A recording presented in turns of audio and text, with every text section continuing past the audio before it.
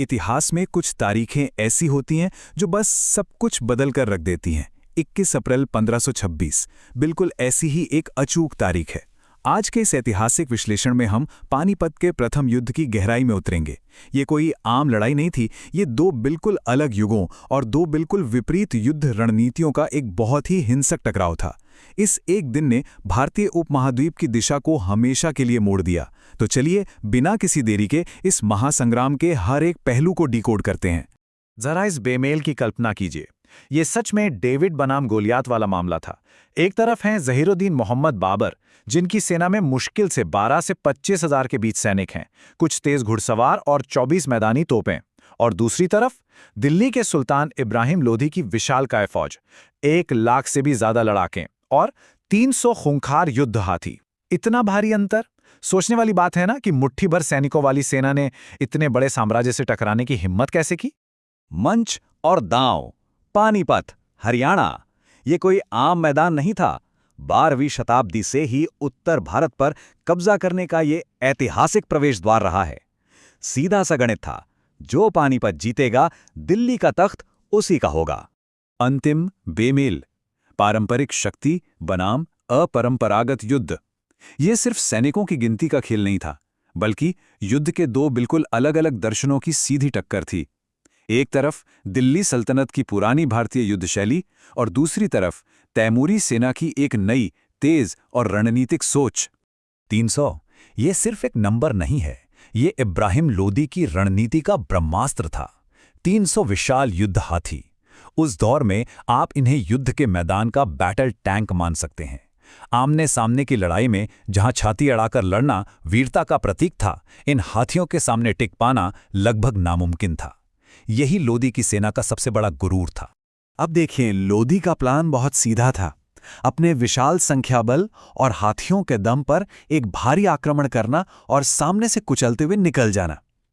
लेकिन दूसरी तरफ एक छोटी सेना अगर सामने से टकराती तो वो निश्चित हार होती। इसीलिए संख्या के इस सीधे टकराव को पूरी तरह से नकार दिया गया। इसकी जगह ली रणनीतिक गतिशीलता और दुश्मन के खेमे में उथल-पुथल मचा देने वाले एक बिल्कुल नए अपरंपरागत दृष्टिकोण ने। बाबर की सामरिक मास्टर क्लास, युद्ध के नियम फिर से लिखना। यहीं पर तेज दिमाग ने भारी ताकत को पूरी तरह से मात दे दी। इस पूरी लड़ाई का असली गेम चेंजर थी एक खास रणनीति, जिसे कहते हैं तुलुगमा। पारंपरिक भारतीय योद्धा आमने सामने की लड़ाई को ही धर्म मानते थे, लेकिन तुलुगमा ने इस सोच को चुनौती दी। इसमें होता क्या है कि आप दुश्मन को सामने से एक छोटी टुकड़ी के साथ उलझाते हैं और फिर अचानक किनारों पर छुपे हुए सैनिक दुश्मन की विशाल सेना को पूरी तरह से घेर लेते हैं। ये रणनीति सिखाती है कि कैसे एक छोटी टुकड़ी एक बहुत बड़ी फौज को अपने ही बुने हुए जाल में फंसा सकती है। चलिए देखते हैं कि इसे मैदान पर कैसे उतारा गया। सबसे पहले युद्ध के मैदान को बदला गया। खाइयां खोदी गईं और बचाव के लिए सामने बैलगाड़ियों की एक कतार खड़ी कर दी गई। दूसरा कदम, किनारों पर तेज तर्रार घुड़सवारों को छुपा दिया गया। तीसरा, दुश्मन की भारी भरकम सेना को उकसाकर मैदान के बीचों बीच लाया गया। और चौथा, जैसे ही वो जाल में फंसे, छिपे हुए घुड़सवारों ने दोनों तरफ से जोरदार घेराबंदी कर दी। ये सच में एक अचूक मृत्युपाश था। और इस तुलुगमा के साथ एक और मास्टर स्ट्रोक था, उस्मानी विधि। ये एक तुर्क रणनीति थी जिसका इकलौता मकसद था अपने सबसे खतरनाक और कीमती हथियारों यानी तोपों को बचाना। किया यह गया कि बैलगाड़ियों को चमड़े की मजबूत रस्सियों से बांधकर एक कृत्रिम दीवार खड़ी कर दी गई और तोपों को सुरक्षित रूप से उनके पीछे तैनात कर दिया गया। एक ऐसी अभेद्य दीवार जिसने तोपखाने को सीधे हमले से पूरी तरह महफूज कर दिया।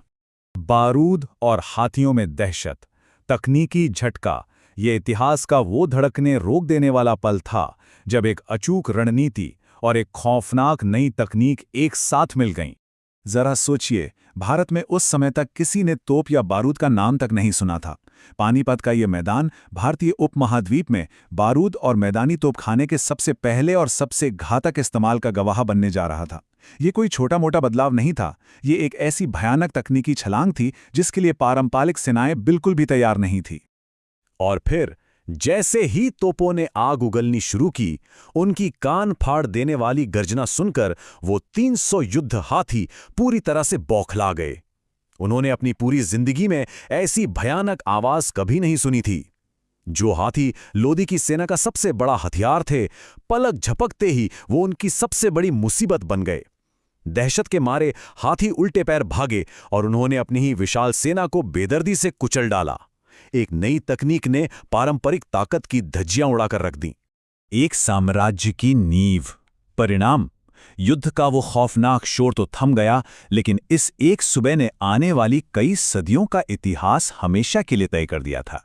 इस युग परिवर्तनकारी घटनाक्रम के नतीजे क्या हुए?